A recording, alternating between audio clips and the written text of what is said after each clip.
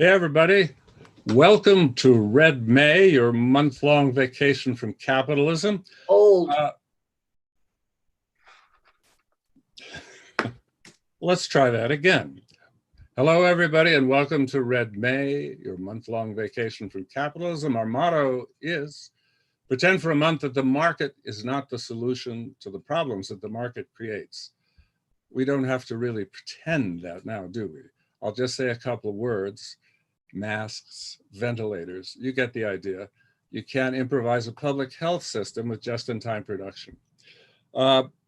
We have a great panel today. We've never been middle class, but before I turn it over to our moderator, Kyle Kugler, I want to tell you what's on tap for Red May, some of the other panels that are coming right up. On Monday at, what time is it? At 5 p.m., we have a panel called Resource Radicals with Thea Francos and Vanessa Frege. Thea is the author of a book called Resource Radicals, which is about the pink tide government in Ecuador and its relation to extractivism and the problems that, depending on the revenues from extractivism, gave to the government. On May 12th, Tuesday night at Tuesday mid-afternoon at 2 p.m., we have Set the Night on Fire with Mike Davis, John Wiener, and Magali Miranda Alcazar, who will moderate a discussion of John and Mike's book on Los Angeles in the 60s. And on Wednesday, May 13th, Capital is Dead, This is Something Worse. It's at 6 p.m. with Mackenzie Wark and Jasper Burns, Alexander Zevin, and again, moderated by Wendy Liu. So that's what we got on tap. What I want to say also is money. I have to talk about money. I would rather not talk about money, but we need money to pay for all the plane tickets that the airlines won't give us to refund and to do the festival next year. So we depend on the kindness of strangers, and if you like what we do and enjoy the discussions we are staging, then go to the description on YouTube of this event. You'll find a little button down there that says donate, and click on it and give us whatever you can. But now let's go to, we have never been middle class, and I'll introduce our moderator, Kyle Kugler. Kyle is a doctoral candidate in the Department of Communication at the University of Washington. He does research in the area of communication, technology, and society with a focus in social media and physical culture. Kyle is joining Red May's Sean Landis to premiere Red May's new podcast, Cinder Block, our motto, we make abstract concrete. So Kyle, I'll turn it over to you and you can introduce our panelists. Great. Thanks, Philip. And thanks to everyone who is part of the organizing team with Red May. This is my first year getting a little bit more involved in the process, and it's been just really wonderful. So excited to be a part of this, excited to see it continue. And yeah, so today we are doing, we have never been middle class, and we have three amazing guests with us today. That are all coming from different angles of the humanities and the social sciences to talk about a subject, the middle class, that I think has sort of orbits a lot of those disciplines. So really looking forward to the discussion. So with us today, we have Hadas Weiss, who is an anthropologist and academic nomad, currently a fellow at the Madrid Institute for Advanced Study. And she's the author of We Have Never Been Middle Class, the title of this talk today. How Social Mobility Misleads Us, which came out last year on Verso. And then we have Gary Roth, who is a former vice chancellor and dean at Rutgers University in Newark. He's the author of The Educated Underclass, Students and the Promise of Social Mobility, out on Pluto Press, and Marxism in a Lost Century, a biography of Paul Maddock, which is out on Brill and Haymarket. He's also the book review editor for the online H Socialisms. And finally, we have Gabriel Winant, who is a historian of the social structures of inequality in modern American capitalism, His work approaches capitalism as an expansive social order, not confined to the market alone, but rather structurally composed of multiple heterogeneous spheres, and who has written for N+1 articles about the professional managerial class that I think we will also be touching on today. So the way we're going to structure the conversation is each of the panelists are going to go and give a short presentation, after which I have a couple questions that I'd like to ask each of them. And then from there, we will sort of move on into a little more unstructured time, perhaps. We'll take some audience questions and kind of see where that takes us. So without further ado, Hadas, do you want to take it away? Sure. Thank you, Kyle. So first, I want to say that it's a great honor to be part of this. So thank you to Philip, the organizers, Sean. Thank you, Kyle, and to my fellow panelists as well. I'll be talking about my book, We Have Never Been Middle Class. I called it that way in order to draw attention to what the term middle class implies. When we call ourselves middle class, we have an idea in our minds of how the world works and how we can make it in this world. We may as well just forget the class part of the term, middle class, because the idea is that we're not limited by a class at all. We're just individuals making free choices.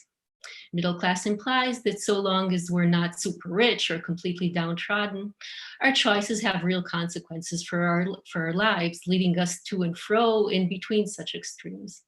So it's the middle part of middle class that really matters.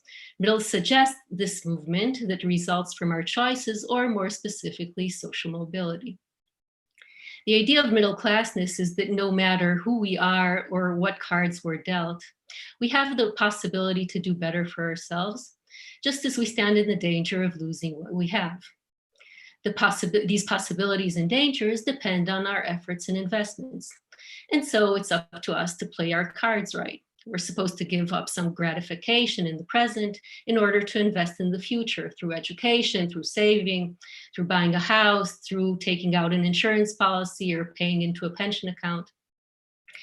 Such strategies are calculated to improve our prospects and those of our families. If we don't do these things, however much we might enjoy ourselves now, we risk having to pay the price for it later. By extension, middle classness suggests that people who are doing well must have earned their good fortune by investing in this way. And people who are not doing well have no one to blame for their misery but their own poor choices. In my book, I expose this idea as an ideology. Now, there's a difference between saying it's an ideology and saying it's a lie or a myth, which it isn't. Fact is, education often does lend the credentialed a better job than the uncredentialed. Buying a house often does put the homeowner in a better position than the tenant. Having a savings or an insurance policy often does give the saver or insured something to fall back on. These strategies are not airtight, and of course, they can and do backfire, but it's fair to say that investments in the future often do give you advantages. But the notion of widespread investment-driven social mobility is an ideology. By ideology, I mean a common belief or attitude that exists not to benefit us, but rather to harm us. To understand this, we need to consider what middle classness inspires. Look around, and what you see is everyone competing for scarce resources. This competition encourages everyone to work harder, sacrifice more, put money aside for the future, go into student debt, or take on a mortgage. We make these investments out of fear of falling or falling behind. But what ends up happening is that the things we attain, like a house, a pension, or a degree, turn out not to have the value we'd hoped for. They don't provide us lasting security and enduring well-being, and they definitely don't allow us to sit back and stop working so hard. We can't even tally their value with what we'd sacrificed for them. All we really see is how they position us with respect to others. Constantly making these sacrifices and investments, we take comfort in the fact that, as insecure as we are, we're still better off than those who don't have the things we have. We imagine that if something terrible happens, these others will fall first and their bodies might cushion our own collapse. A good metaphor for this is gambling addictions. They famously begin when the rush of a small win encourages you to keep playing, even if you know that it's the house that always wins. Now, the outcomes of investments are no lucky strike, but because of this, their influence is even more profound. If we'd sacrificed in order to advance, our relative benefit is all we really look at. When we strive to get on the real estate ladder before being outpriced, or to accrue the credential that would give us a leg up in the job market, we don't dwell on the ultimate value of our investments. Instead, we keep a wary eye on our competitors. We're so obsessed with our relative standing that we pay no attention to the house that wins or the bigger picture. We look away from the devaluation of our work and how we're being squeezed for diminishing returns. In this sense, social mobility is like a capitalist version of the age-old strategy of divide and rule. We're being divided by the rat race. Everyone's a rival for relative advantages in jobs and property and credentials. We're pressured to step up our efforts in a zero-sum game for benefits that are only relative to others and at their expense. We're so caught up in this competitive struggle that we don't take into account the way we're all dominated as people who have to work for a living under miserable conditions. We take no time to consider that the surplus generated by our common efforts accumulate elsewhere beyond our reach. Our property, savings, and credentials become more and more important to us as something to fall back on as work becomes more precarious and underpaid.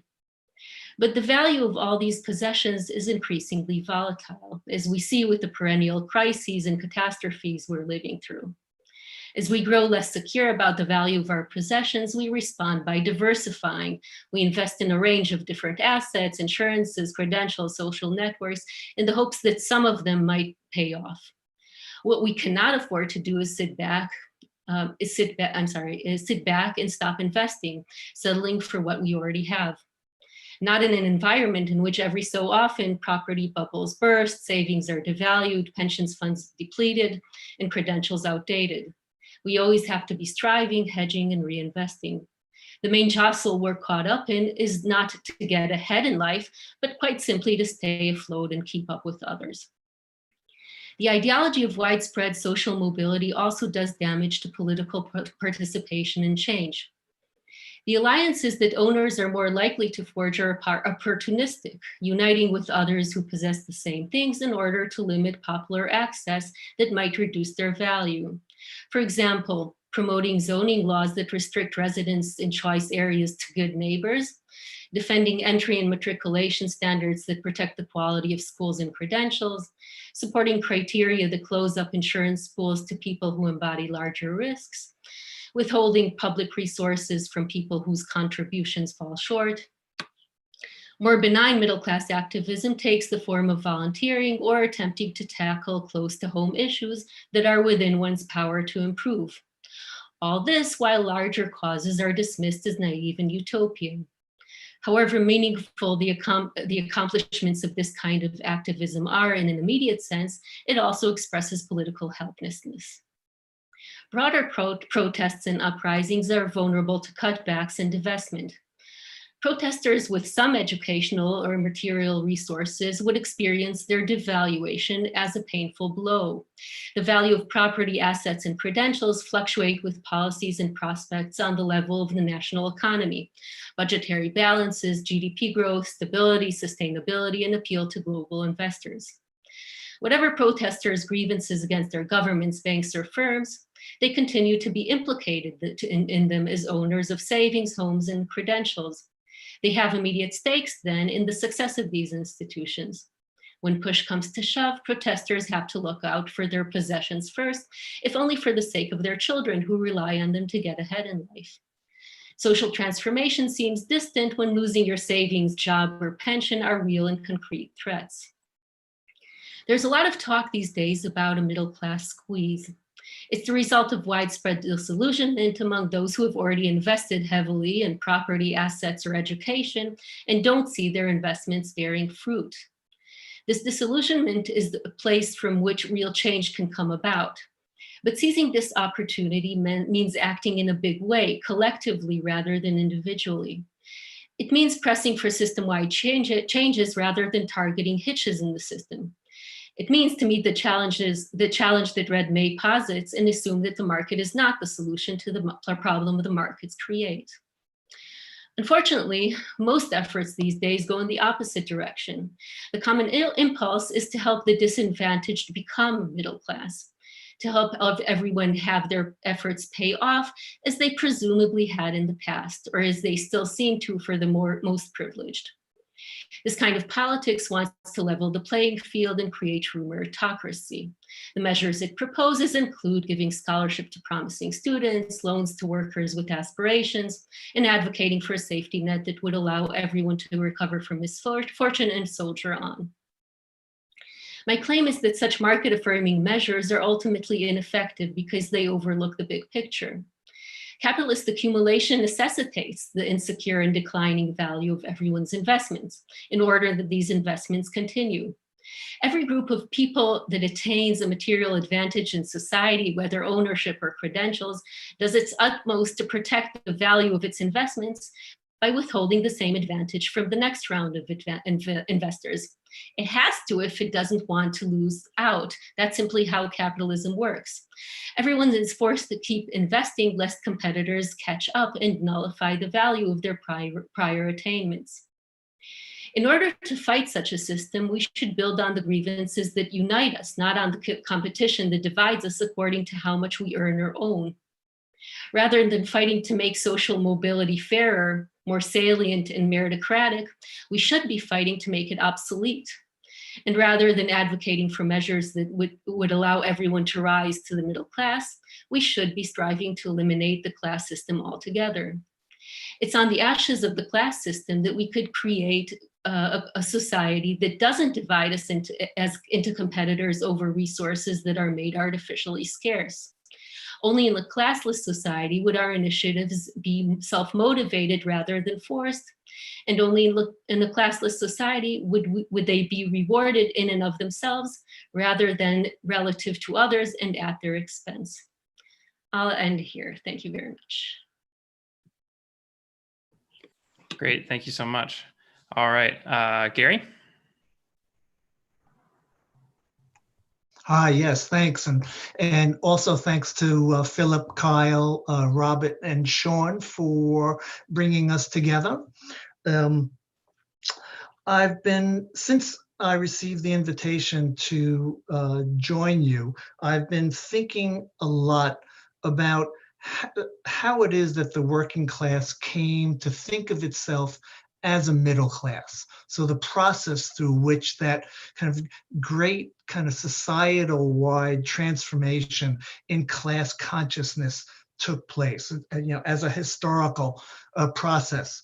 And a couple of things I think to note is one is that it happened rather suddenly in the kind of immediate post-World War II period. And that, prior to that, there was the war, then prior to that was the Depression, and then, finally, you reach back into the 1920s. And, during none of those decades was there really much discussion of really a kind of a universal middle class. There was much attention in the 20s on the middle class, but not of a universalized middle class. And there wasn't really much discussion, if any, on upward mobility. These are really themes that develop, in the post-war period, in that period of great prosperity that develops, the Keynesian era that develops in the post-war period.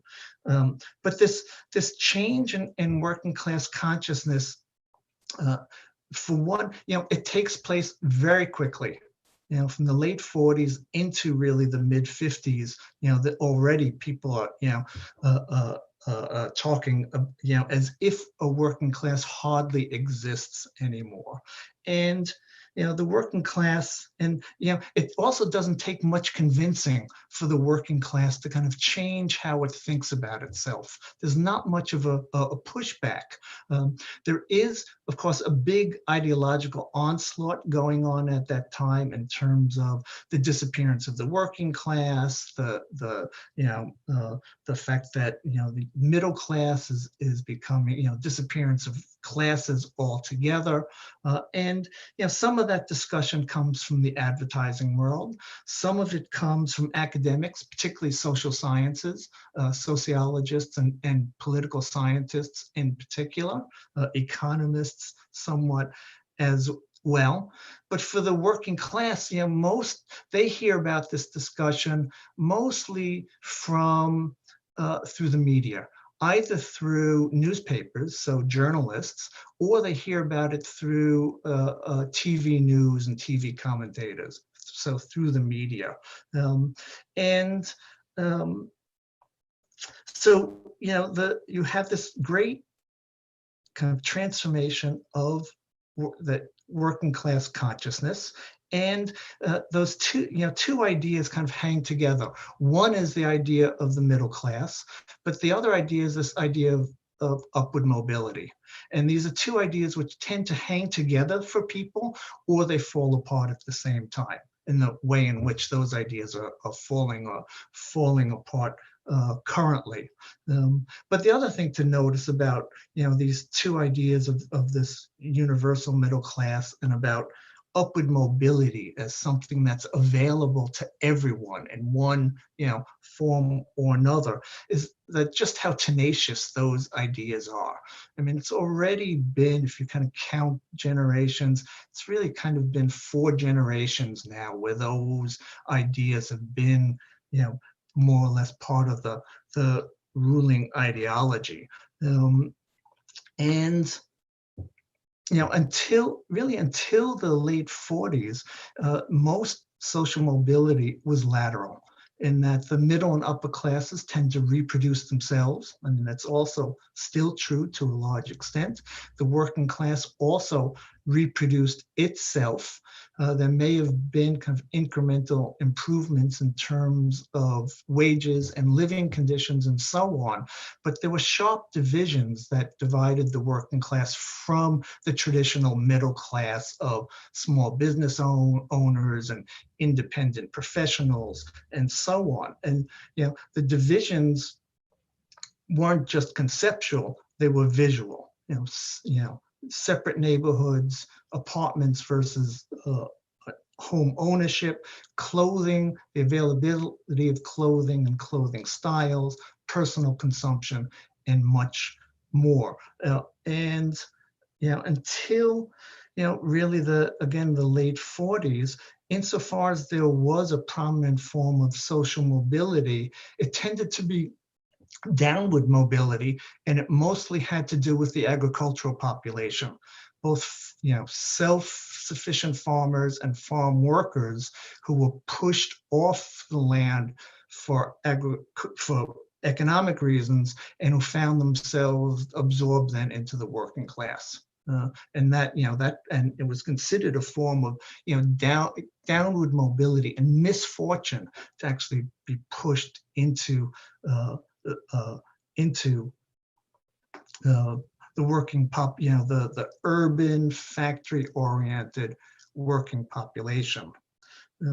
And also I think it was quite this change in consciousness for the working class was quite exceptional, and required kind of extensive preconditions, of which, for instance, the Great Depression, there were reduced standard of living for the working class for nearly 2 decades that, lasted through the Great Depression with tremendous unemployment and poverty, and then through the war years in which there was full employment, but consumption was held to a minimum in order to fund the war effort.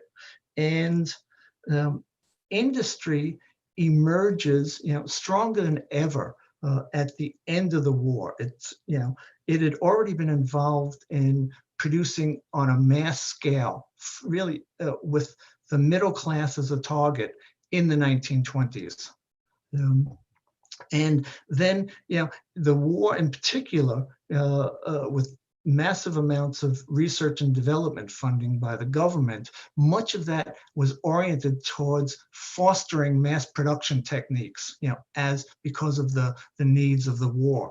But it also the government also helped work out supply chain mechanisms for the business world, both in terms of coordinating production between factories and between different producers, but then also, coordinating the distribution of those goods. And so the corporate world, takes all that, kind of that learning process that it had been through in the years before, and it emerges stronger than ever in the, whoever survived the Depression, the larger corporations, emerge stronger than ever in that post-war period.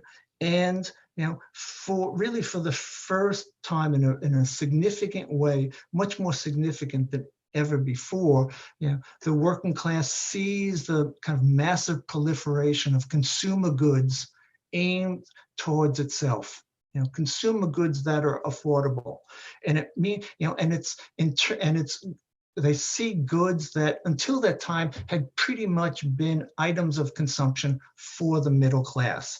So it's, for the first time in the post-war period, automobiles become something that, working class individuals and working class families can afford. And there's also a production of consumer durables like refrigerators and washers and dryers, which become kind of everyday items of consumption for the working class, TVs that replace radios, and so on. And so, in that post-war period, working class lifestyles start to look like they're social betters. Right, becomes increasingly difficult to kind of type a person simply by how they look in terms of their social class background. And what emerges too then is a series of kind of gradations between working class and traditional middle class, rather than kind of the sharp differentiations which were true in the 1920s. And it's also the case that, in that immediate post-war period of the late 40s and then 1950s going into the 1960s, that the working class is offered a kind of a whole variety of ways to rethink itself in terms of its class identity. Consumption, so items of household and personal consumption are one way, that people can rethink who they are in the world. But home ownership also becomes prevalent amongst the working class. And again, in 1920s, home ownership was really a middle class phenomena, not a working class phenomena.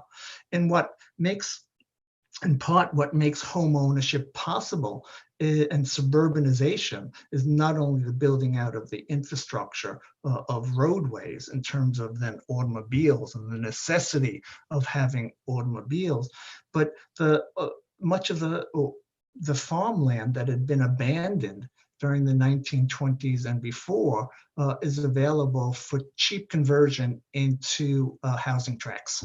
And so kind of that previous era then helps create the preconditions for home ownership and another way in which the working class can start to think of itself as taking on the characteristics that until then had characterized the middle class. And at the same time, in this post-war period, there's a huge transformation of work. In part, it means steady employment. Right? Until World War II, steady employment was not part of working class existence. Every time, every industry suffered, kind of ups and downs in terms of the business cycle, not just the Great Depression, but smaller recessions, and also variants that was specific to specific industries, in which employment then, was frequent, that people did not work year round because they had been laid off. There was no insurance system for them. So work is transformed. And then in the post-war period, you not only have steady employment like you had during the war, but you also have incremental pay raises. And so there's an improvement in lifestyle just by being steadily employed. There's also this building out of the white collar workforce. And so part of the working class then has to put on, in a sense, business clothing in order to go to work, and they work in offices rather than in factories. The work is no longer, dirty in terms of your clothing and your hands. You're not, you don't have to scrub yourself when you come home from work in order to get the, kind of dirt that you've been involved in all day long as you work off of you. And so again, there's kind of a transformation in terms of how people think of themselves in terms of the work that they're doing. And then finally, there's this big expansion of the higher ed system, which is built out. Public education expands dramatically, starting in the 40s through the 50s and the 60s.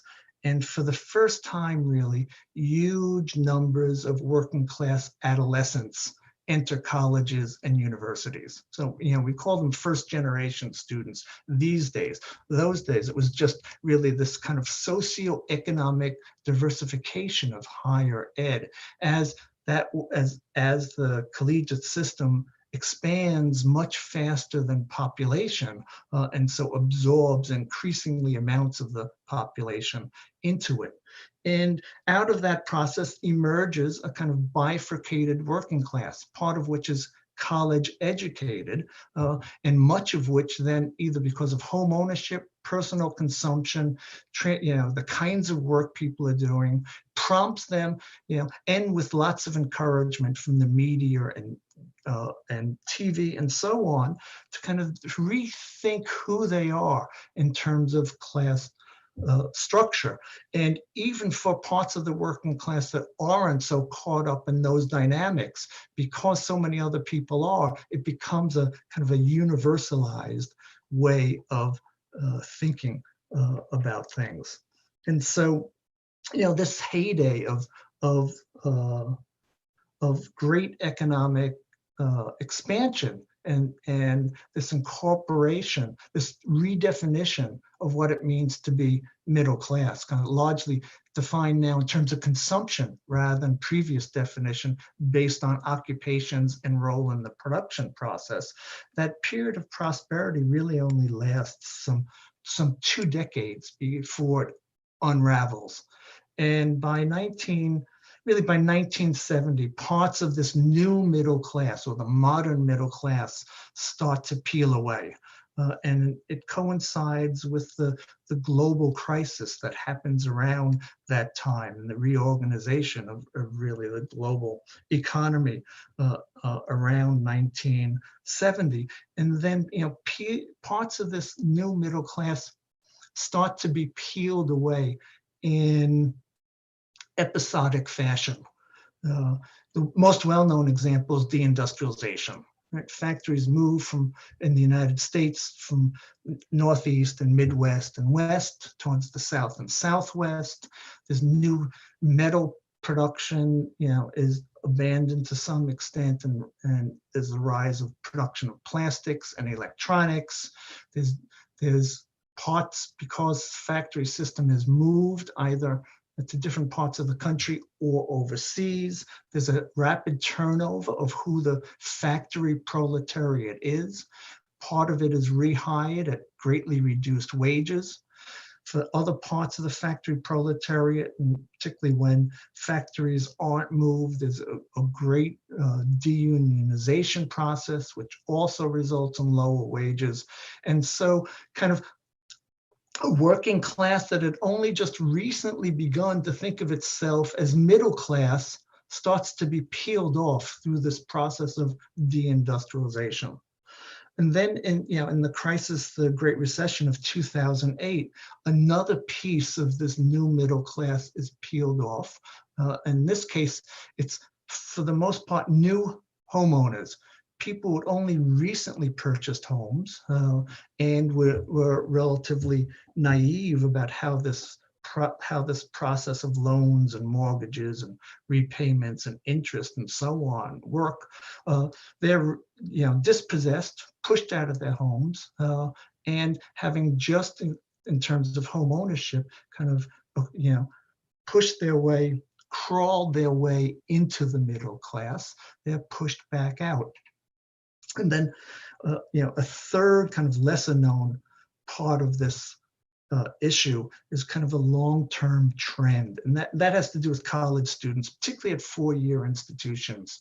And again, a process that begins around 1970 and kind of accelerates such that by 1990, a third of all college graduates from four-year institutions wind up in jobs for which you don't need a college education. They don't necessarily wind up in low-paying jobs, but they wind up in jobs for which they didn't have to go to college in the first place. And so, we see kind of, a college-educated population in which, pursued education because of the promises of upward mobility, only then to be thwarted by the job market. And so, in these kind of different phases, we see then, that this equation of upward mobility and class identity becoming unhinged. And having worked so hard to escape the working class, people are pushed back down into it. So let me close then on that note. So thanks. Great. Thanks so much, Gary. All right, Gabriel. Okay, well, thanks to everyone for being here, for watching, to Philip and Kyle for organizing, and to my co-panelists. It's very nice to be here with you all. I think my task here is to talk about an essay that I published last year in N+1 magazine called The Professional-Managerial Chasm. So I'll sort of summarize that essay and where it came from and the key points of it for you all. I wrote it because it seemed to me that there was a phenomenon I had noticed, particularly in the heat of the presidential primary, of the term, the abbreviation PMC, or professional managerial class, being deployed as a critique of middle-class liberalism. In particular, I noticed other Sanders partisans using it, I think in many ways accurately, against supporters of Elizabeth Warren. But it struck me that they also themselves were described by the concept, as I also myself am described by the concept of the professional managerial class. And that seemed to me a kind of important political and intellectual problem. I don't know who here, for example, is active in any organization like Democratic Socialists of America. I am. And every meeting I go to is, if not quite uniformly, PMC, then very heavily so. And that I think is true to a significant degree also of the kind of activist base of the Sanders campaign, the much larger group that composes the activist base of the Sanders campaign. Here, I wish I had made clearer the distinction between, I think, that group and the genuinely working class mass base of support that in some moments the Sanders campaign, or in some places and sections, the Sanders campaign was able to mobilize. But I do think that kind of activist layer of the new socialism has this very distinct downwardly mobile middle class quality. And it's not uniform, but it is, I think, dominant, and it's worth exploring. So I wanted to do a more thorough excavation of this concept of the PMC and explain where it comes from and how we might use it better. So it goes back, it's coined by Barbara and John Ehrenreich, whose names, especially Barbara, I'm sure are familiar to everyone here. And they came up with this concept in the mid-1970s in an effort to understand and explain the defeat of the New Left, of which they had both been partisans. And the key problem that they saw was the separation, and they can just build very, very nicely on what's already been talked about here. The key problem they saw was the separation of the New Left formations from the traditional proletariat. That was what they wanted to explain and ultimately to figure out how to resolve politically. And the PMC, the idea of a professional managerial class, was the conceptual tool that they developed to explain this problem. And they made a kind of historical sociological argument that this new stratum had emerged more or less around the turn of the 20th century while the rise of industrial capitalism in the 19th century had basically destroyed the old middle class, which consisted of independent artisans, independent kind of precursors of professionals. So you could maybe say farmers to some degree, and of course, small business people, merchants and so on. They had genuinely been kind of wiped out by the rise of industrial capitalism. A new middle layer had emerged in their place and in their stead, which had different social relations and social functions. So what the Ehrenreichs argued was that monopoly capitalism, the consolidation of accumulation into increasingly large organizational forms, had also involved the transformation of the proletariat over the course of the end of the 19th and into the early 20th century, and required new mechanisms of social reproduction and social control. They anatomized these as being basically the culture industries to replace various kind of homegrown and small scale forms of culture and leisure, social work and public education, professionalized law and medicine, and a variety of forms of engineering and technical work, as well as management itself. The M in PMC, I think, has always been the problem with the concept and how well it fits with the P. And we can talk more about that. But anyway, regardless, this formation allowed for the possibility of middle-class radicalism. And that was the kind of thing that they were trying to get at. While the PMC served to reproduce functionally, from a kind of seen objectively, served to reproduce social hierarchy and social relations writ large, the subjective experience of its members did not necessarily need to mirror that function. And in fact, the subjective position of its members often involved antagonism toward the ruling class proper. Thorstein Veblen, for example, is a perfect example of this, and how he taught the economist from the progressive era who kind of believed in and laid out a case for technicians' control of the Soviet of engineers, as he put it, to control society. So because to carry out their social control functions properly, professionals needed autonomy from the actual ruling class. That very same autonomy also endowed them with the possibility of dissenting and even radicalized consciousness. But radicalized professional consciousness is not necessarily compatible always with working class consciousness. And so this idea allowed the Ehrenreichs to engage with the possibility of a middle class socialism, which is at odds with working class consciousness and working class politics. And that was more or less how they understood the radicalization of layers of the middle class in the 1960s and the student movement out of which they came themselves. It's why it was useful for explaining the failure of the New Left. And so they hoped for charting direction going forward from the 1970s. In particular, the real moment that the essays that so they wrote, they laid this out, this idea, in a couple of essays in the journal Radical America, in a couple of issues in the mid-70s. And the moment that those essays really engaged with was the fragmentation of SDS, where, as the Ehrenreichs observed, the main fragments were, on the one hand, the revolutionary youth movement, which operated with an extremely broad definition of the working class, such that students should be understood as members of the working class in an uncomplicated way. That was on the one hand. On the other were both Maoist and Trotskyist formations that emerged over the course of the 1970s, which operated with a quite rigorous and, in their view, sort of narrow view of social class, in which to mobilize working and radicalize working class consciousness, middle class people had to dissolve themselves into the working class. And this is a movement to industrialize, right? Cut your hair, get straight clothes, get a job in a factory. So they rejected both of these routes, and instead said to achieve the alliance that they hoped for between what had been the New Left and the more traditional working class, it was necessary to acknowledge the real social difference and, in fact, social antagonism between these social groups, right? That they can't be reconciled by a rhetorical gesture, nor by a change of costume. But in fact, there's an underlying historical and material basis for this divergence.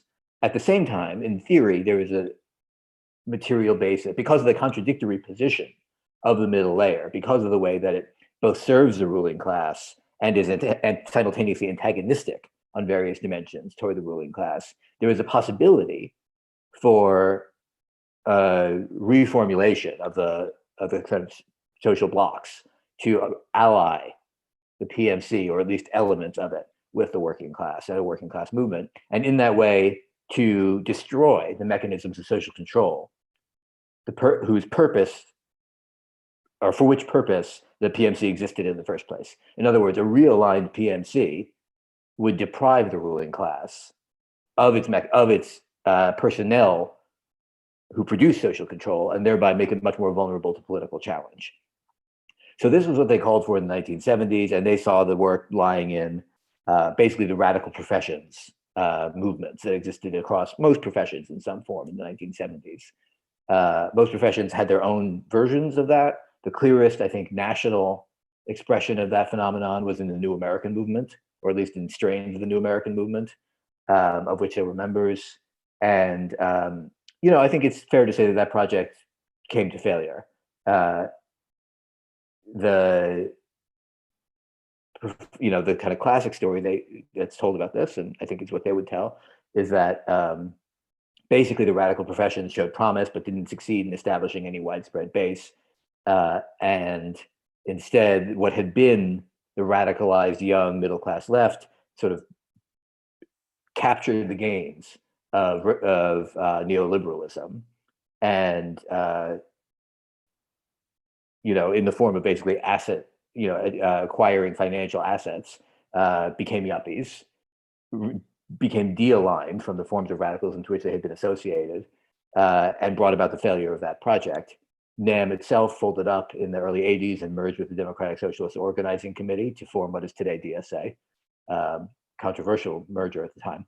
But I think, this is the moment when there's a lot of debate about what is a class. Can it be fair to say that these professional layers, these middle layers, constitute a class? And I think that's a legitimate debate to have, and I'm ambivalent about it myself. But I think if we are going to ever designate the PMC as an actual, something like a class, it is with the emergence of neoliberalism that we can most clearly do so, because it acquires, in a kind of corporate form, a party to represent its interests. And this, I think, is extremely well established now by historians. The PMC takes over the Democratic Party from the New Deal coalition, displaces the kind of weakening proletarian elements, which it had never been a workers' party, but obviously there were strong elements in it.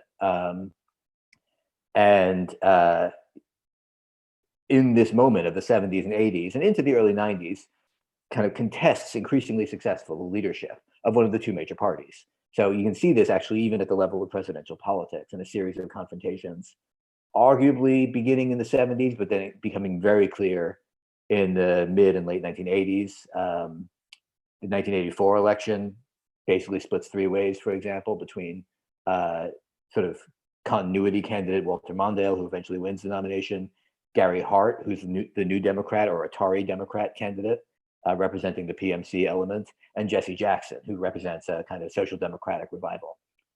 More or less the same thing plays out in '88 with Dukakis, now who's a kind of classic Atari Democrat, now winning the nomination but losing in November. And finally in '92, that fraction gets its nominee into the White House with Bill Clinton. So I think it's valuable to see the PMC as actually taking on class form, capturing control of a political party, and becoming the junior partner to the capitalist class, particularly the financial asset owning capitalist class, in the formation of neoliberalism. And it's this role that has led the term PMC to take on the character of a kind of epithet, as opposed to a sociological designation. In particular, it's often seen as brokering the cynical co-optation of so-called identity politics by corporate elites, producing formations like lean-in feminism, commodified diversity initiatives, and so on. And I think that is a fair critique of it, or a correct critique of it, that the substance of the alliance between the PMC and the ruling class has ideologically carries these forms of symbolic representational liberalism, as well as kind of meritocratic belief. But I think what this critique misses is the contradictory element in this process, right? It wants to hold us. This critique wants to hold us in the moment of the 1980s or early 1990s. And we're not in that moment anymore. Even while we can see this co-optive and hegemonic process at work, we can also see very clearly, I think, and everyone's comments so far pointed in this direction, the ruling class devouring its junior partner gradually over the last couple of decades. I don't think I need to lay out for you at great length, or at any length really, all of the ways in which that has happened. It's been laid out to a significant degree already, but it takes on the forms of debt, of downward labor market pressure, of housing insecurity, and so forth, for the credentialed professionals who thought themselves to be riding the entitlements granted to them as credentialed professionals. Such that there is an increasing split opening up in what had once been a fairly coherent and corporate social class.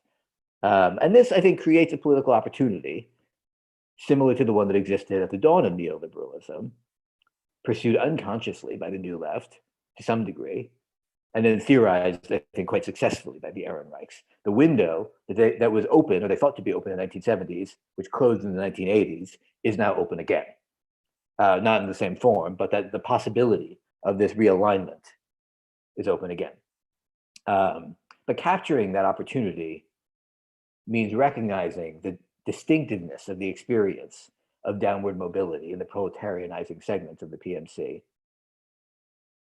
while also insisting on their compatibility with a larger working class movement that they might join. And this, I think there's tension in carrying out both of those tasks at once. And that tension undergirded, I think, the criticism of the essay that I wrote and a lot of the conflict around this idea that persists now. But I will kind of insist on the idea that proletarianizing professionals have a distinctive experience of exploitation and alienation compared to, say, a worker in a poultry plant or a nursing assistant in a nursing home. If we compare a person like that to a teacher or a registered nurse or an adjunct professor or a software coder, there are grounds for unity that exist among them, but they are not identical. And as the Ehrenreichs insisted at the outset, that distinctiveness needs to be acknowledged and dealt with.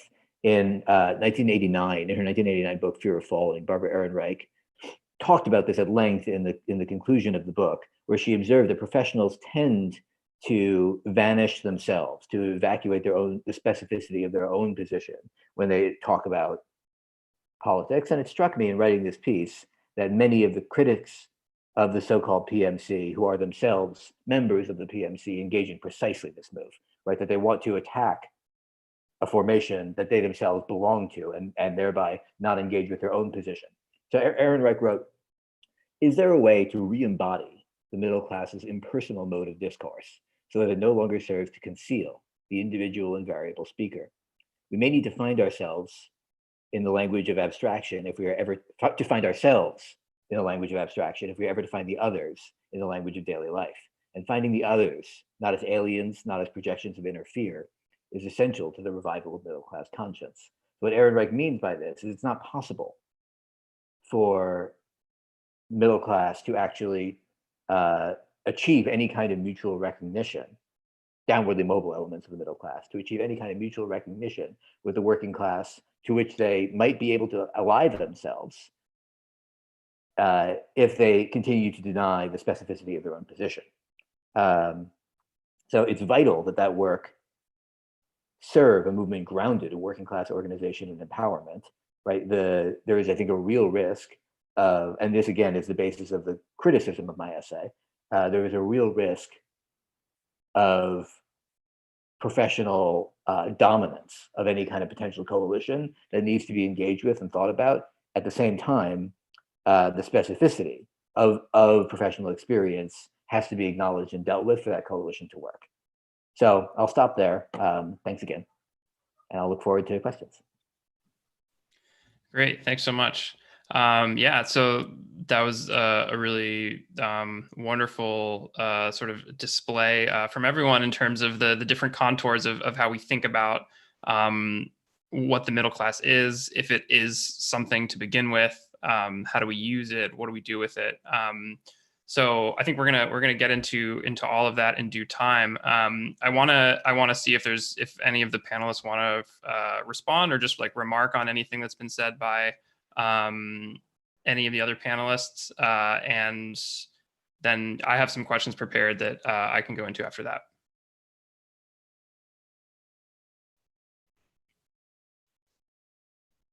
Okay, well, I'll move on to some of my questions. I think Hadas was raising her hand. Oh, sorry, go ahead. Oh, no, only to say that I have no comment. Yeah. Okay, well, Hadas, my first question is for you, which is, so as an anthropologist, you have got to spend time with some of these so-called middle-class families in whether they're struggling with that category or trying to work toward it. And I'm curious about how the bonds of family have been reshaped by the logic of human capital. So what kind of toll does the activity of trying to upkeep middle class sort of take on the form of the family? And I'm curious about this because there's been a couple of previous Red May panels so far this month that have engaged with the question of the family. So I'm curious how you sort of experienced that and what that looked like, based on the work that you've done. Well, thank you for that question. Actually, I do have a chapter in my book on human capital in the family. The first thing to point out is the very category of human capital is already implicated in the middle class ideology. It redefines our very personality, our skills, our connections, our tastes, and so forth, as investments that we make in order to maximize our earnings and satisfactions in the future. The family has been called the cradle of the middle class because it's in the family context that the most important of these investments take place. Children are parents' strongest motivation to invest. Parents feel that if they don't, their children would be at a disadvantage.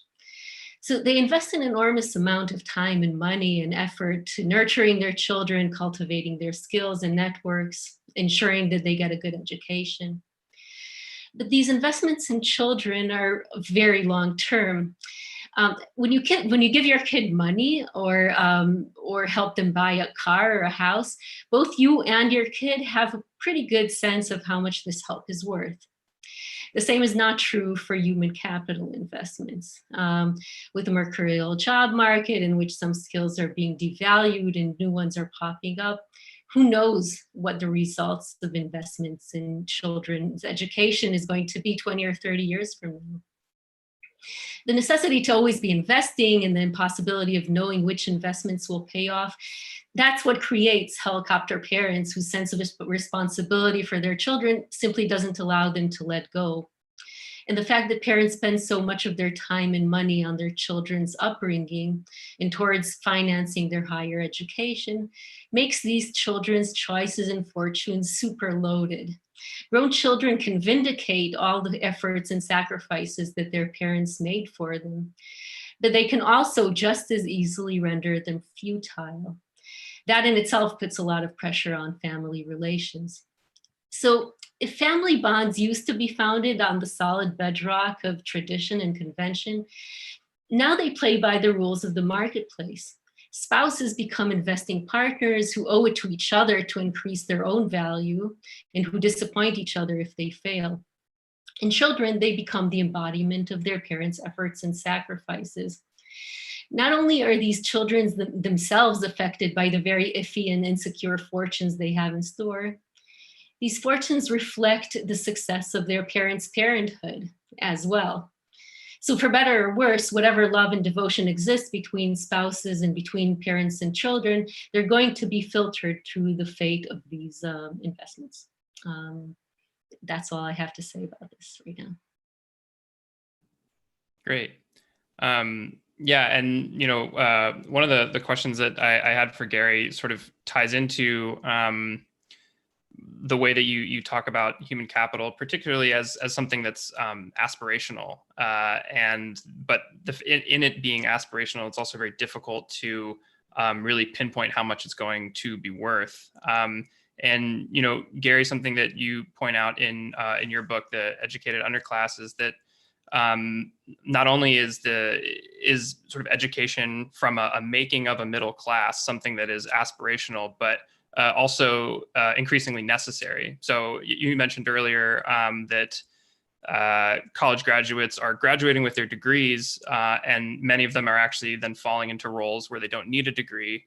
But you also touch on in your book how if people don't get a degree, the difference between people that do have a degree and that don't have a degree at all is also fairly wide. So I'm wondering if you can speak to some of the tension between the aspiration of education as a form of human capital, but also the necessity of it in terms of how it shapes what comes to appear as the middle class.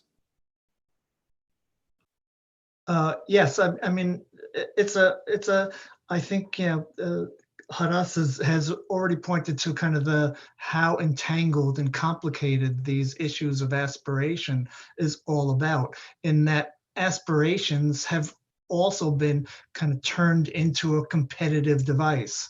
And it's not necessarily that parents are competing against one another in terms of instilling aspirations into their children, but that it's almost as if there's a kind of bar that one has to have certain if one is going to rise in society. It's almost this idea that the ability of society to absorb people into the middle and upper levels is limitless, particularly when it comes to education. And it's actually a motivating assumption behind a lot of the educational establishment, really at all levels, that the economy, that a more educated population will encourage economic growth, and that this educated then workforce will find the appropriate place for itself. And so in reality, it's much tougher to kind of, transcend one's background and to really witness any kind of, upward trajectory and upward mobility, such that, what the kind of human capital that parents then teach their children, and the kind of then aspirations that children have to then incorporate into their own possibilities, becomes then a big factor in that education and competitive process. To say that, though, is, I mean, at this point, I think, though, too, that the notion of human capital, aspiration, and inputs into children into terms of how they learn, and extracurricular tutoring and other kinds of activities and so on, and how that all contributes to the success of how children do in school, their ability to go to college, what level of college they go to, and so on, that much of that information has been now disseminated throughout the population. I mean, if information about the pandemic could be disseminated to the population within the course of a few short months, in terms of washing hands, social distancing, staying home, and so on. I mean, that same kind of public education campaign has also occurred amongst the population at large, and parents are particularly, have their ears open to this kind of thing, because they're, very consciously raising their children and trying to figure out what's the best way to propel their children forward, so that either they're at least able to replicate the kinds of lives and lifestyles that the parents have had, or to move beyond it. And for where the kind of the class system kicks in, though, is that it's not just about parental, child rearing practices and aspirations that parents and children have for themselves. It's also structurally about the kinds of schools that the children go to. Underperforming public schools, underfunded public schools that are dangerous, the lack of extracurricular activities, the lack of scholastic support, and so on. So, it's not just aspirations, but it's also the structural conditions that people find themselves, which determine then, kind of what the outcome of those aspirations are. Yeah, definitely.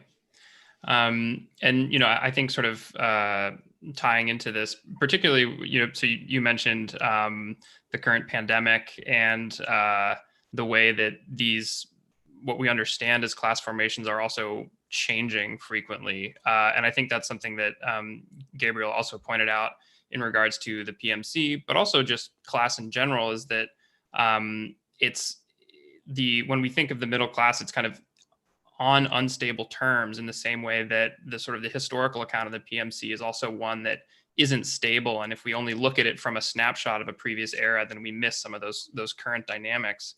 And so, Gabriel, I wanted to ask, in your N+1 article about the PMC that you've been talking about so far today, you had this really great quote by E.P. Thompson, who talks about class as a happening. Something that's seen through activity rather than category. So, I sort of want to open this question first to Gabriel and then to everyone, but particularly about seeing class in motion, or seeing it as something that is happening through activity. If there are sort of different class formations or happenings that we're seeing in light of the pandemic, whether that's at the level of the professional managerial class or more broadly. Yeah, thanks for that. Well, I think first of all, whatever kind of class happening in the activity type sense that Thompson means occurs, always has to have a kind of basis in a material development that we, could argue about where it comes from and how it originated. But it's clear, obviously, that it goes back now at least a decade, if not more. I think Occupy Wall Street is often given as an indication of the first occurrences of very visible, anyway, form of proletarianizing PMC kind of protest and political activity. I also think there's been a very significant uptick, and very widely talked about uptick in trade unionism among sort of pressured professionals over the last decade in the United States. This is my own experience in academic unionism and sort of how I came to care about this set of issues. And I think it's true for many, many people. I think academic unionism obviously had a significant basis in the late 20th century, but was somewhat in abeyance by 2004, 2005, 2006. And it's only after the impact of the financial crisis as passed on then to university budgets in 2009, 10, 11, that you start to see adjunct faculty and graduate students both organizing to a significant new degree. And that industry, it seems to me, has moved kind of most dramatically and initially first, but then it clearly, either through spillover or parallel effects, has comparisons in media and journalism very, very prominently. And I think because of what product those industries produce, much as the unionization of the culture industry in the 1930s had this effect, it then represents the experience of struggle, and in some ways successful struggle, much more broadly, magnifies it in mediated ways much more broadly. So we've now seen it also in significant ways in tech. I think there's always an interesting debate to be had about how to understand teachers and nurses in this context as the kind of bottom layer, arguably, of the PMC, or maybe the top layer of the traditional working class, or they to some degree indicate the blurriness of that boundary. But obviously those have increasingly also become major areas of organization and struggle. Just to put it in terms of the pandemic, though, I do think that there's a couple things I would say about it. One, the institutions of social reproduction overlap to a significant degree with, on the one hand, employment of professionals, hospitals being the most obvious example here, and two, and schools as well, two, with essential industries, right? So-called essential industries in this moment, such that I think the authority structure by which the remnants of the professional class are bound to their superiors is under extreme pressure. But I think that's not just true for professionals. I think it's becoming much more broadly true, right? The people in so-called essential working situations are having a very direct experience of their own importance, right? That I mean, it's being communicated to them constantly, while also being materially denied and undercut in a variety of ways. And it's difficult to predict what that will mean in terms of class formation, but it's also difficult to imagine that it doesn't mean something quite significant. Yeah, is there anyone else that wants to add on to that? I mean, I can say something about what I've been thinking in light of this corona crisis, because the situation has made me reflect a lot more about the fate of the middle class. And I'll put on my anthropologist hat now in answering this. So the reason I could write about it critically is because its contradictions are obviously growing, and there's a lot of disillusionment with it. For an ideology that relies so much on personal investment, the idea of investment has to be appealing. You have to have kind of some kind of reward for your efforts to feel vindicated in making them. So the ideal conditions for middle classness are having a lot of protections. A few years ago, I collected life histories from German retirees. And for them, this ideology was airtight. They led their lives with so many educational and professional opportunities and protections that they really did feel that they attained whatever comfort and security they now enjoy, thanks to their lifetime of work and investment. In contrast, I've spent the past year and a half doing research in Spain, where I interviewed and tracked people in their 30s and 40s. One thing they had in common was how insecure they felt.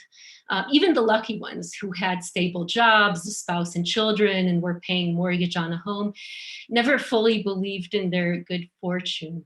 They tended not to make long-term plans because they simply couldn't rely on their conditions remaining the same. And even if they busted their ass to get to where they were, they tended to attribute their fortune to luck. For example, having parents who could help them out. And what to me was the ultimate expression of vulnerability, they kept repeating that they live in a bubble that could burst at any moment. So to my ears, it sounded overblown. I wrote it off as kind of a post-trauma from the last financial crisis, which actually struck Spain very hard. So many people lost their jobs and savings, and the economy took such a long time to recover that I thought, well, they're so shaken, so they err on the side of pessimism. But now, of course, with the corona crisis, they've been proven right. In fact, they were more clear-sighted than I was. I wrote about middle classes and ideology, I guess, for normal times. Yes, it's not as convincing anymore, but I still saw it everywhere I looked. So I treated crises as sort of an abnormality that just makes people all the more determined to regain their footing, trust in their own work, and invest in the future. But what if, like the Spaniards I interviewed, we're doomed to go through such a crisis every decade or so and never regain our footing? The corona crisis is making me think that that's the point we're approaching. And if that's the case, the disillusionment with the middle class will grow exponentially. Unfortunately, though, it could lead to a lot of nasty things before it leads people to search for alternatives to capitalism. Yeah, that's what I have to say about this. Thanks. Yeah, that last bit reminds me of something that Jason Reed and Jeremy Gilbert were talking about yesterday on Red May, which was this concept of negative solidarity and sort of this feeling that people people can endure in general really awful conditions without necessarily having that be some type of trigger or spark for social movements or widespread dissent.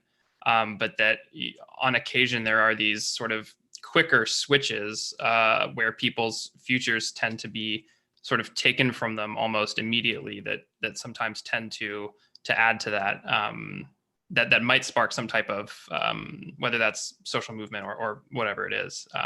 But yeah, I think it's an interesting contrast. So unless folks have anything else they want to add, anything there, we can, Gary, you want to go ahead? Yeah, just to add to the conversation is, I'm not sure it's really important whether people identify themselves as middle class or as working class. It's, it's just their identity and it's their way, kind of tells you something about their orientation to the world. But I think when you talk to people, oftentimes, regardless of the identity, you hear similar things coming from different angles.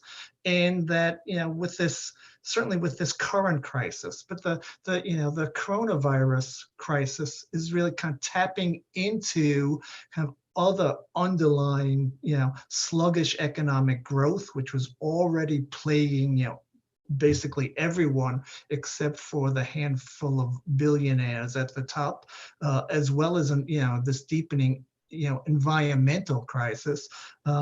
And so that, and some people are experiencing this as kind of a push down, particularly if you're suddenly unemployed or placed on a furlough, so that's part of your wages are taken away from you.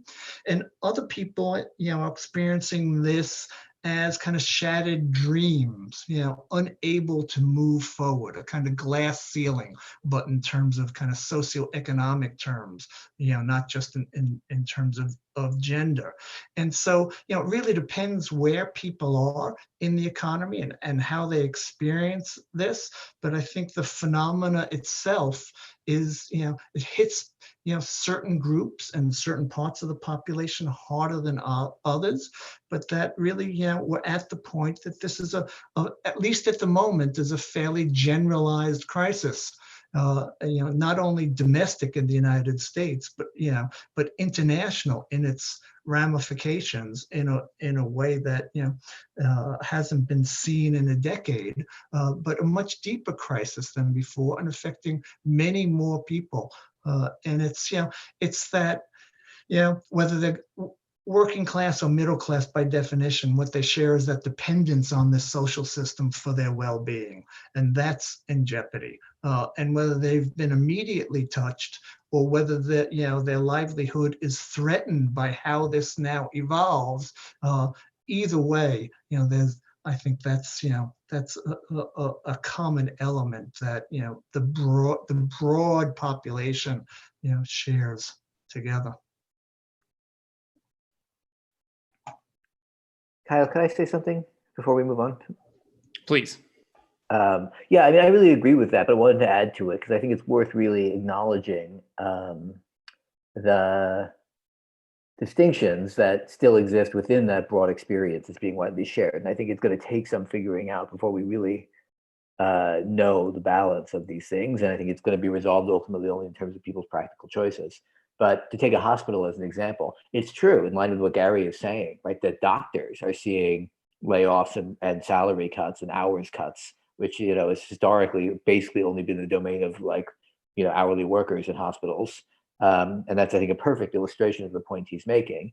At the same time, it's also true that, between doctors, registered nurses, paraprofessional and technical workers, and then so-called unskilled, nursing assistants, custodians, housekeepers, food service, et cetera, there's a quite vast social difference potentially, right? Which rests on all different sorts of things. Who owns a home, who doesn't, who has debt, who doesn't, who has, good insurance and doesn't, who has some kind of control on job and doesn't, race and gender in very powerful ways, both. And I think the question here that we also need to be thinking about is, first of all, while there is a kind of common experience of economic insecurity that creates the possibility of unity among, let's say, that group, if we take that as a group, I don't have a clear sense for myself yet, and I don't know if anyone does, of the unevenness within that experience, down to the level of who has a harder and easier time getting a mask and gloves, whose hours have been cut more and less, and so on. I think we're going to need to understand those questions. Second, there's quite a lot of accreted historical distrust along that hierarchy for good reason, right? In terms of people lower on the hierarchy not being able to trust people above them in it, having a history of being treated like shit by people above them in it. And so I think for the prospect of unity, it's fairly unlikely that it extends to doctors in the case of the hospital, but even to extend to RNs, for that unity to develop and be able to take on a kind of solidaristic form that would enable successful confrontation with healthcare capital and finance capital behind it and the state. I think those layers of potential division and real division have to be taken on in some form. And I think, by and large, there's not a lot of, in that industry and in many similar industries, not a lot of historical experience of doing that successfully. The closest thing we have to a very widespread example of that in the present day is public education, where in general you find a much more compressed occupational structure, right? You don't have the equivalent really of the spread between an MD and a nursing assistant. There's nothing like that exists in public schools really. Or historically in the Great Depression in factories, when for the first time unskilled, semi-skilled, and skilled workers were able to form together into organizations, is the main historical example. But I think it's a real problem we need to be thinking a lot about. Yeah. And, maybe just sort of piggybacking off that. So aside from teachers, or sort of the part where the downwardly mobile PMC sort of meets the working class, and I think you're rightly pointing to the sort of the tensions there that need to be overcome that might not just immediately be overcome because the PMC is downwardly mobile.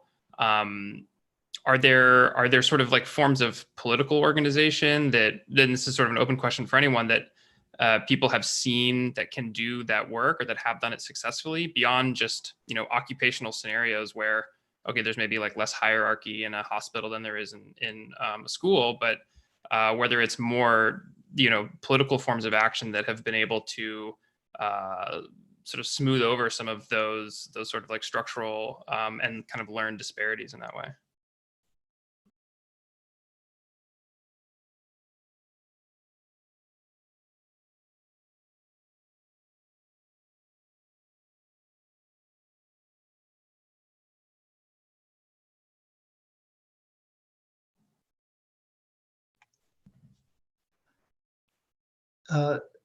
Kyle, I'm not sure we've really seen much independent organizing, kind of, independent of the crisis itself.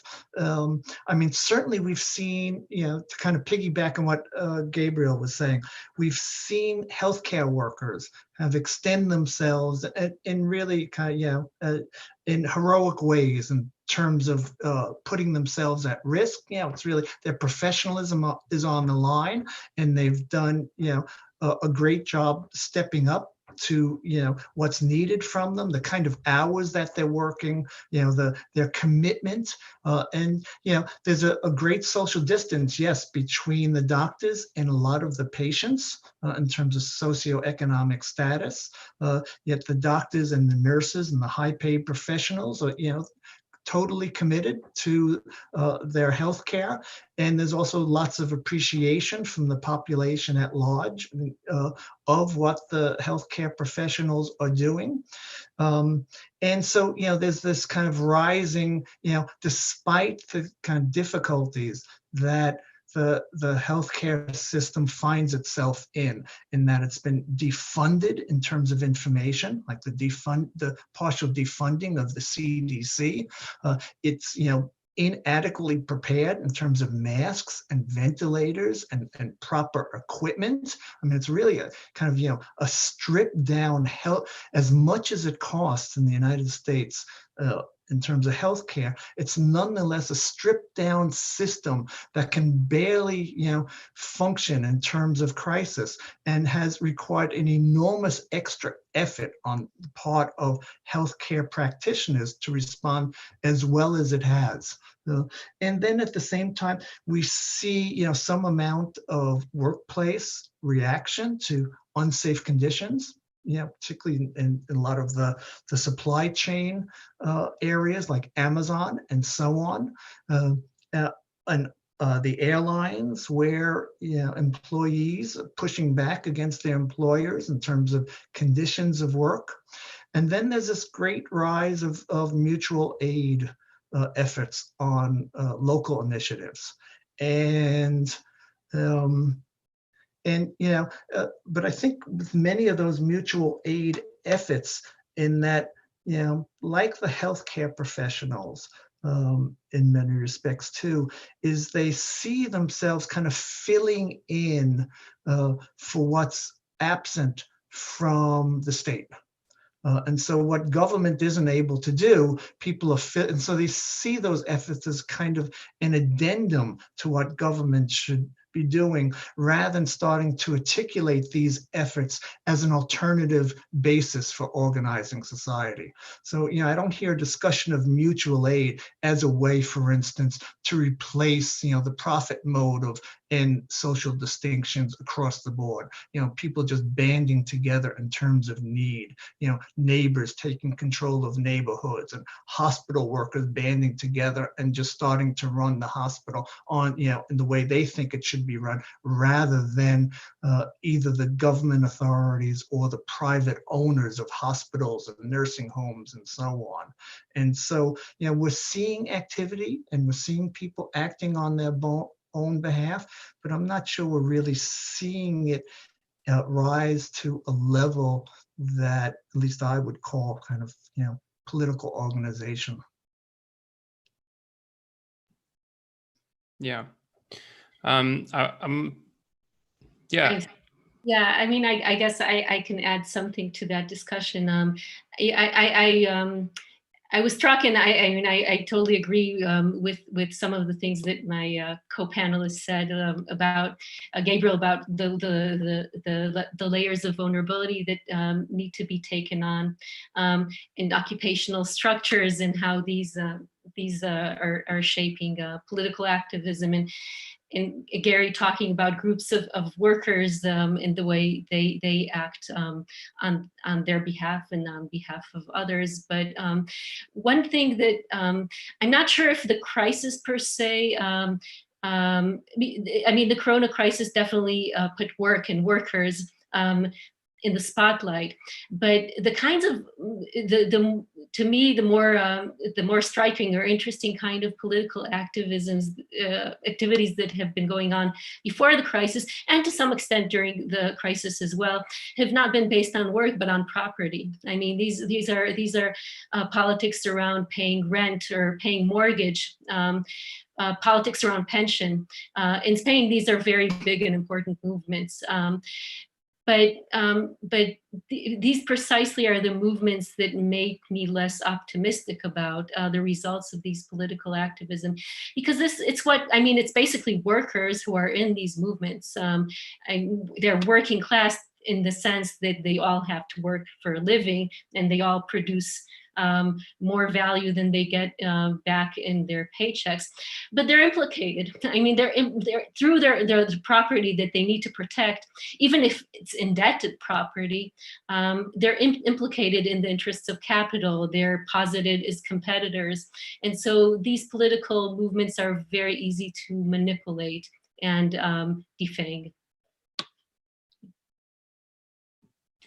Yeah, I mean, I think another form of social or political organizing that's been happening to a degree in the US at least has been like the rent strike, as both. I mean, and I think to everyone's points, to on the one hand, it is as a concerted political effort that is done through groups that are associated with mutual aid or other political organizations that are working for an explicit rent strike, and then also a rent strike by default, that gets taken up by many private firms as well. Like many companies and businesses can't pay their rent either. So there's almost this rent strike by default that takes place, which I think sort of, it plays out along some of those traditional understandings of the middle class as being whether it's a property owning class or a managerial class or something like that.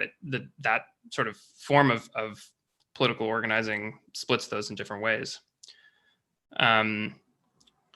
So I wanted to get to a question from the audience real quick, and then I think we might have time for about one or so before we wrap up. But so one of the questions that came in was it is about property, and I think also about the sort of a Marxian or a Marxist sense of class. So what is the relationship of property or asset holding to class in a Marxian sense or otherwise? So, and I think this, more broadly, I think we could talk about this, just like why is like sort of using a dual model of class between a proletariat and a capitalist class clearer? Is it better? Does it do different things? Like, how do we sort of think about those two things and also their relationship to property? I mean, I think making the division between workers and capitalists does have the advantage over middle class of keeping in view the structures of ownership and value production.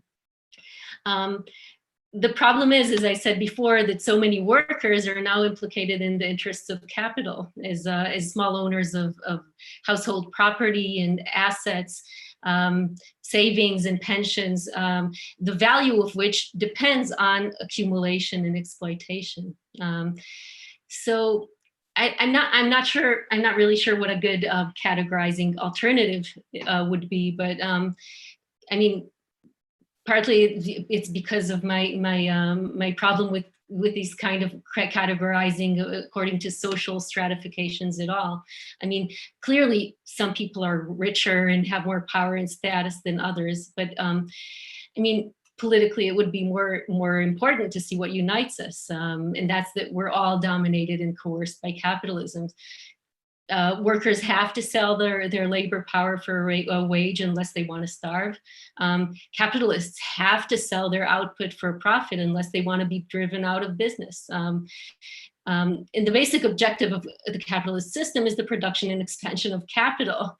The production of goods and services and the reproduction of work and workers are all subordinate to this end.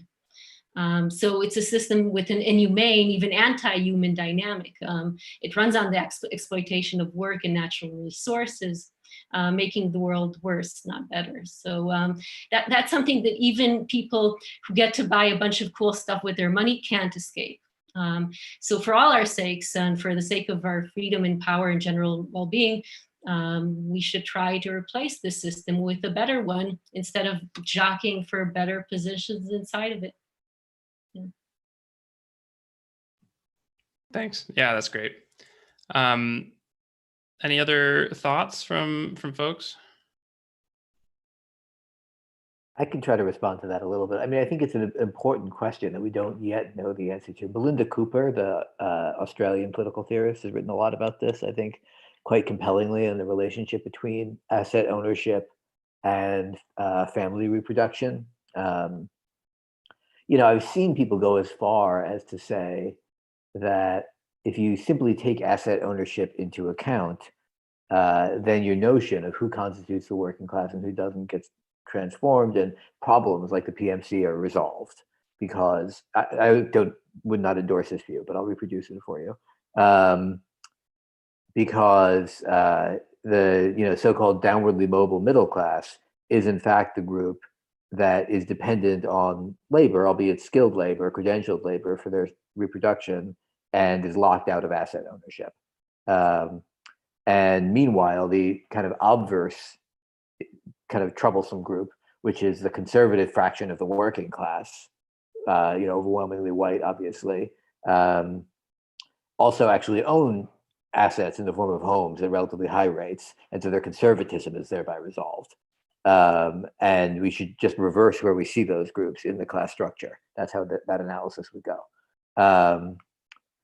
I don't think it's satisfactory for reasons related to what Hadas said. But I do think, we can simultaneously believe in the kind of fundamental structural polarity of class in terms of, on the one hand, those who can live off of the property that they own and who deploy that property to expand it. And on the other, those who have nothing to sell but their labor in order to survive. And we can and are fully market dependent for their reproduction, right? As opposed to being able to depend on property they already own. And we can understand that fundamental polarity while also in the same way that we talked about class earlier as a kind of shifting happening atop an underlying structure.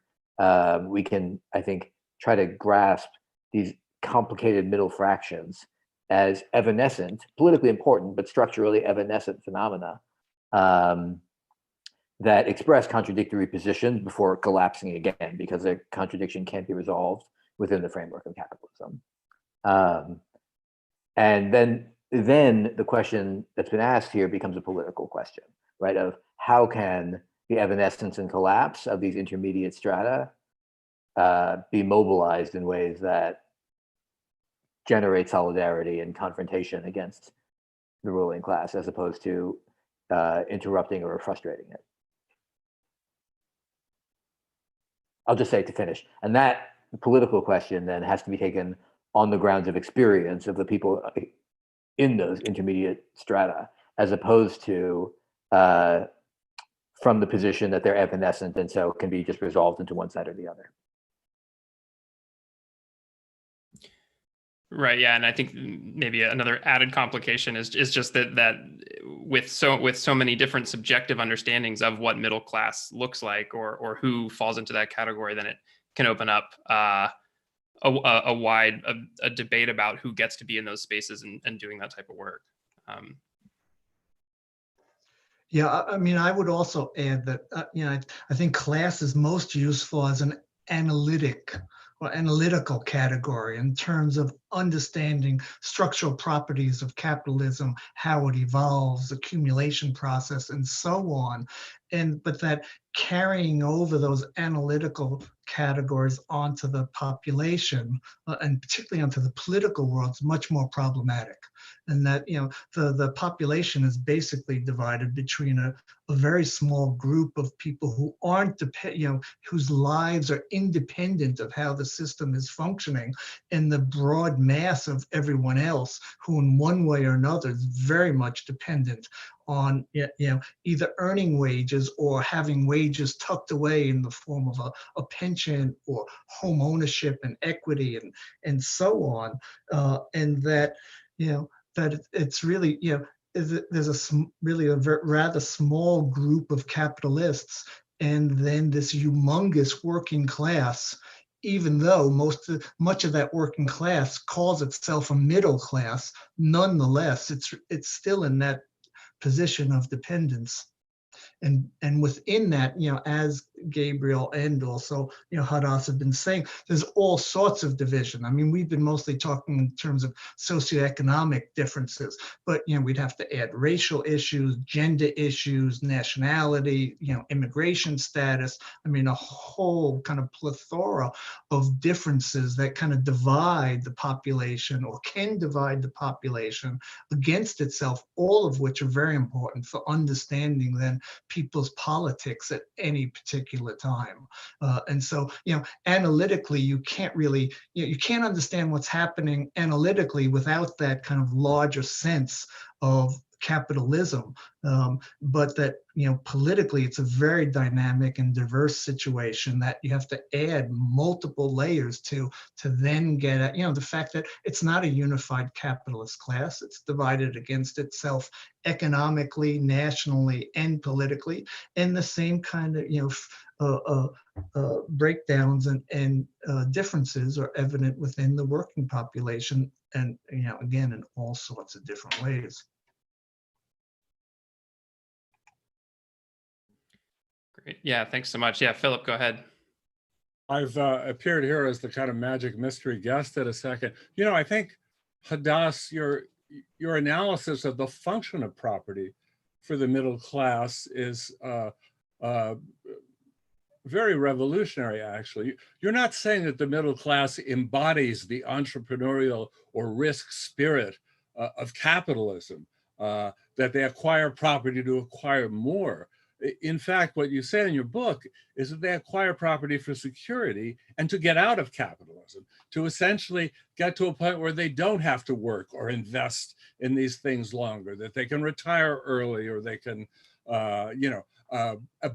and it's precisely the financialization of property, the volatilization of property, which has introduced an insecurity that capitalism needs to turn the middle class again into this industrial army of labor that has to go out there and get employed. So in a sense, the bourgeois virtues that Deirdre McCloskey talks about are ones that are erected in the face of capitalism. And I think it's important for intra-class understanding to get the fact that there is, what you're looking at here is a future, 90% of the people are future proletarians as they move downwardly mobily, as property does its thing, not to stay constant, as Piketty points out, for the 19th century, but to literally vanish in thin air in one crisis after another. So I think that's a really important, and I guess that raises the question, which I'll ask to everybody, of economics contra sociology or economics contra anthropology. That the measures that economics takes to show that everybody's doing well or not, the GDP is growing, the stock market is great, we have these things kind of schizophrenically in newspapers, where at the same time, in the next article will be something like, few Americans could survive a $400 emergency. So everything is doing very well according to the indicators, but at the same time, to anybody who, like yourselves, is doing ethnographic work with various populations, you realize how precarious everybody is. So how does one deal with the absolutely reactionary function of mainstream economics now, when you essentially do better social science than they claim to be doing?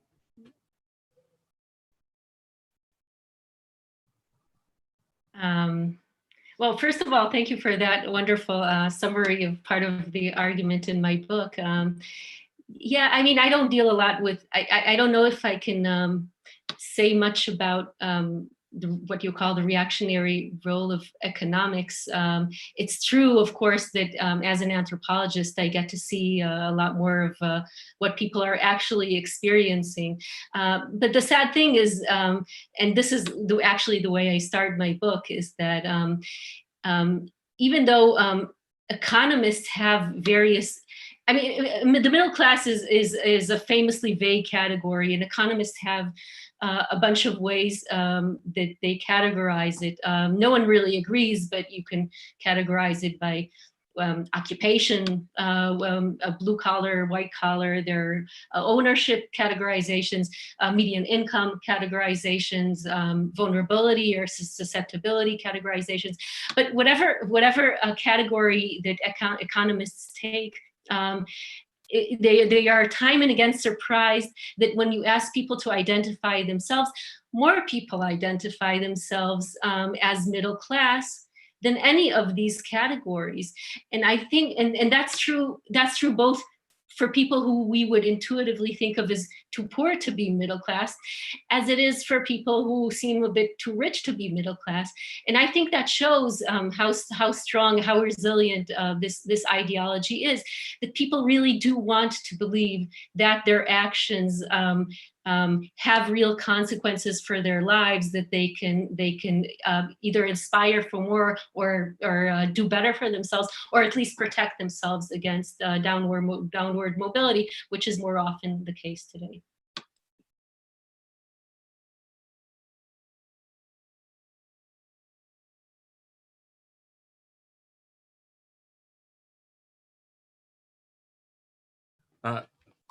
No one else has a comment about economics mismeasuring our lives, as Joseph Stiglitz calls it?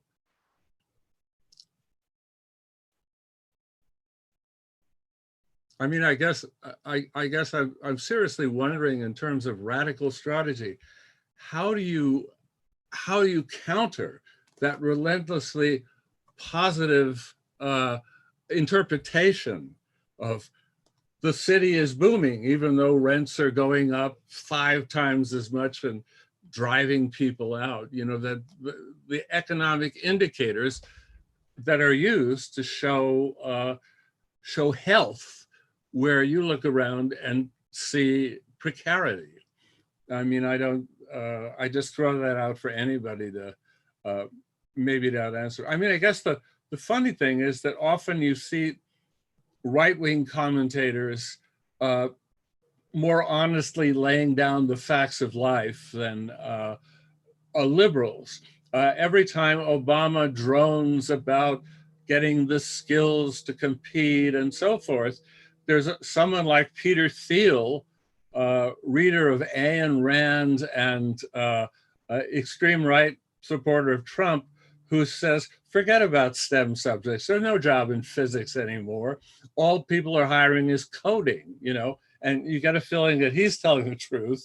But what you're getting from liberals is, you know, go after those credentials and you will kind of move up on the upward mobility scale. They can't surrender that ideology of upward mobility. So. I'd be happy to respond to that. You know, I think, as you're saying, Philip, the ideology of upward mobility, of credentialism, of meritocracy, it no longer has a meaningful empirical basis, if it ever did. And I think, you know, we've seen, you know, increasingly mainstream, even as you're right, I think it has a kind of insistent, sort of stubborn zombie defense. Still, even quite mainstream social scientists and journalists have sort of acknowledged it doesn't really describe reality anymore, but that doesn't seem to change the political matrix. And of course, that's because winning the argument is not the right way for us materialists to think about it, right? I would, using the example of tech that you brought up, I would point folks here to an essay recently published in Logic magazine by Ben Tarnoff about the tech workers movement, which I think is very useful on exactly this point, because what he shows is how the initial impetus for what has become a movement of, or including, you know, highly skilled programmers and coders, begins with the traditional trade union activity of the low-skilled workers in cafeterias and bus drivers and security guards and so on campuses in Silicon Valley. And then it's the discovery of some areas of common experience between those workers and the you know, more skilled and privileged technical workers in these firms that allows social movement activity and workplace activity to leap up the social scale, and some of the dominant ideology of meritocracy and, you know, changing the world or whatever that dominates in Silicon Valley to begin to kind of fall from people's eyes. But that process depends precisely not on winning an argument, right, but rather on the development and expansion of a kind of area of common ground, and the presence and engagement of activity and struggle. So I don't know it benefits us that. I mean, we have to argue with the economists. You're right, but I don't know. We can never win. I think that's a good point to end on here with our task of struggle ahead of us. Thank you very much, Hadas, Gabriel, and Gary, for an excellent discussion. We couldn't have had 3 people whose work seemed to mesh so harmoniously with what each other does. My tongue is tied. I will lose the compliments and just say I watched Spellbound and really enjoyed it, and we'll watch it again. And Kyle, thanks for doing an excellent job in moderating. I do have to end with our usual pitch for money here, and say that if you enjoyed this, and I will also say, if you enjoyed this, watch the negative solidarity discussion from yesterday, which is a really interesting sort of companion piece, the sort of anti-solidarity mode of atomization that kind of goes with downward mobility, self-punishing as it goes down. But also, go down to the descriptions in the YouTube box. There's a donate thing. Click on it. Give us what you can. We need your help to keep doing these festivals and turning May red every year. So once again, thanks, Gary, Hadas, Gabriel, and Kyle. Great. Thanks to you for organizing this. Thanks, everyone. Really nice talking to you all. Yeah, thanks. It was such a pleasure. Thank you.